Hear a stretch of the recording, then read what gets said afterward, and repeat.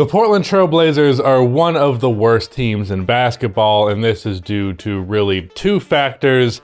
One, Damian Lillard has been bad when healthy because he hasn't actually really been healthy, and now he has an injury that is looking to sideline him for the rest of the season. And two, the Blazers rely entirely upon Damian Lillard to be good, so because he's out, they're not going to be good. Although they have been winning a little bit lately, which is frustrating for the point of this video, but we're just going to ignore that because I can't imagine it holds up. But as bleak as this might seem, it is weirdly positive that Damian Lillard is going to be out for the entirety of this season, or at least something close to it. Because Dame being out is actually kind of exactly what they have needed. It sets up two different directions this team can go, and this video is about those two directions. Because one way or the other, the Blazers are pretty much having their hand forced to go down one of these paths, and both of them lead to pretty drastic changes. Which, with Portland's track record, the only way you're going to get them to make a drastic change is by forcing their hand. Let's get into it.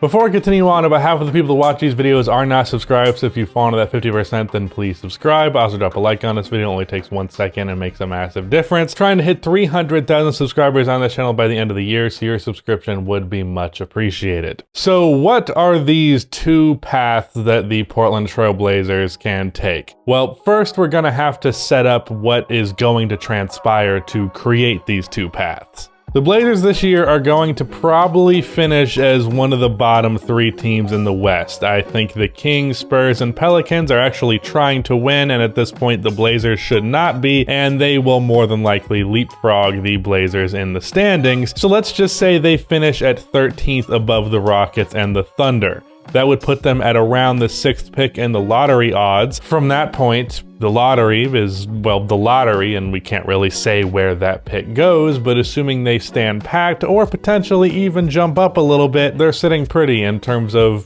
draft capital. That's a damn good asset to have, and let's just say for the sake of argument that they end up with the 3rd pick in the draft. Then you add on to it that they have a younger player who has broken out in the absence of Damian Lillard, that player being Anthony Simons, who in the 10 games since Dame has been out has averaged 25 points and 7 assists, shooting 48% from the field, 44% from 3 on 10 attempts per game, and 89% from the line. He's also averaging a healthy 2.7 turnovers, which is neither good nor bad, but it not being bad for a young guard is encouraging, and he is statistically the best pull-up three-point shooter in the NBA today, this season. Get your shit together, Steph. Really, the only major problem in the current moment with Anthony being as good as he is the Blazers have actually been winning without Damian Lillard. They've won 7 of their last 10.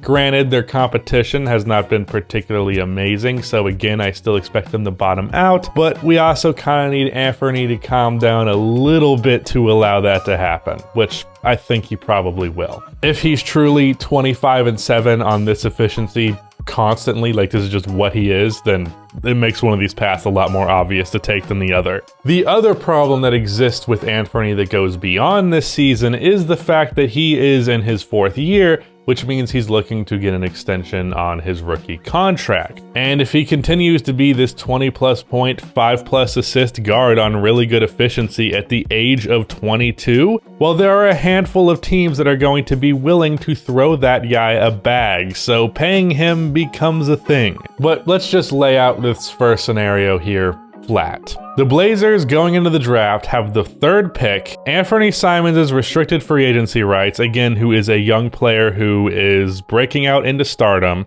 and a 32-year-old Damian Lillard returning from injury. So that really creates the two paths when you look at the scenario flatly like that. Again, that pick could end up being like 8, and that makes one of these options a lot worse, but again, just for the sake of this hypothetical. The first path, you trade that pick as well as Anthony in a sign-and trade for whatever star player becomes available. One always does. And in a perfect world, it's one that fits really well with Dame. And now you have actual genuine all-star level help next to Dame for the first time since LaMarcus Aldridge left in free agency. But realistically speaking, I think your championship odds are still pretty low by comparison to the rest of the league.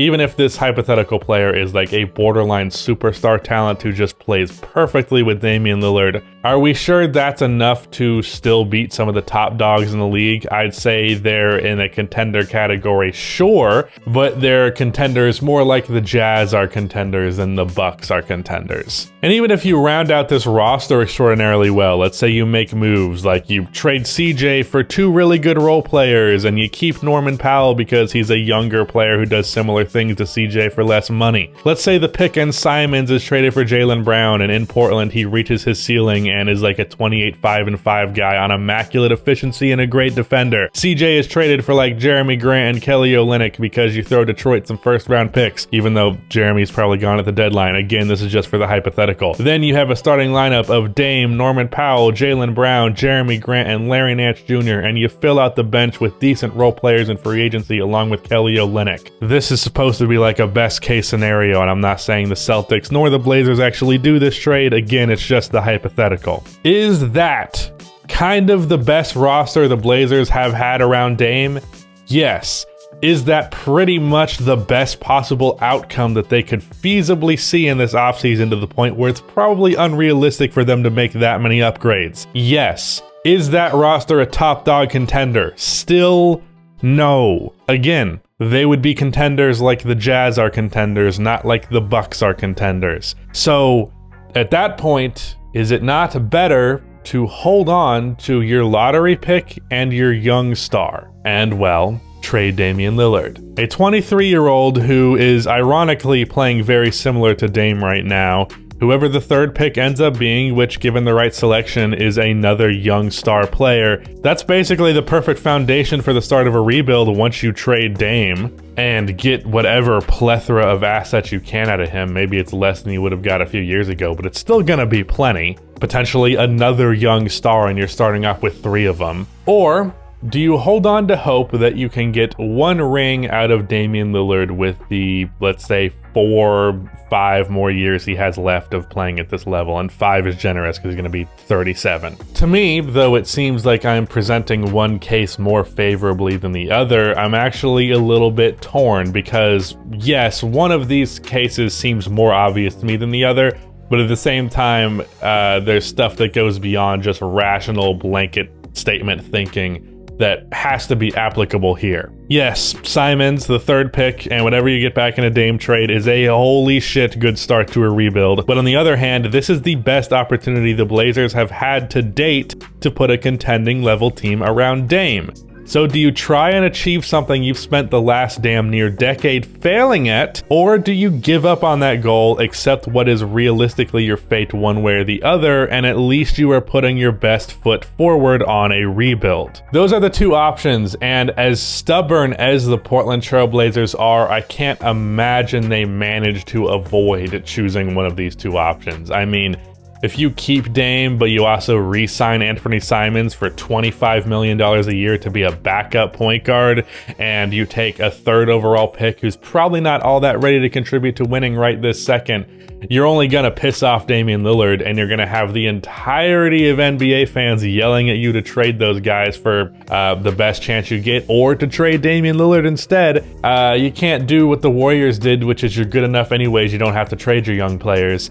You would have to trade your young players, or you would have to rebuild. You are going to be forced in those 2 directions. Now again, that pick could go a different way. Maybe Simon starts cooling down and he's not quite as valuable of an asset as he is right now. Either way, you're going in the direction of needing to trade those young pieces.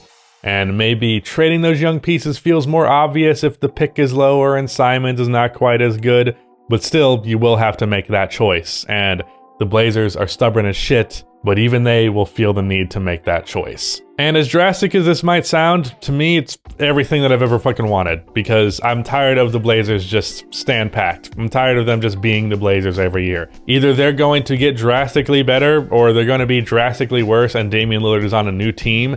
Either of those 2 scenarios I'm extremely happy with. And I really couldn't pick one way or the other which one I really think is the right move. Like, again, the logic mind says just go with the youth movement, but the holding on to hope that Dame could still be that guy in Portland to bringing them a championship, that more irrational part of my brain, but still within the realm of possibility. That part also has a stake too, and that part says do the option where you keep Dame and trade those young players. But even if they made that perfect offseason that I just mentioned before, which is bordering on just completely unrealistic, still, that's not likely gonna be a top 3 team in the league. Hopefully the new front office is ready to make this tough decision because they just don't have the option to remain stagnant anymore. Shout out to Rudy for editing this video, but at the end of this video, please be sure to like and subscribe for more NBA content like this, and keep watching music.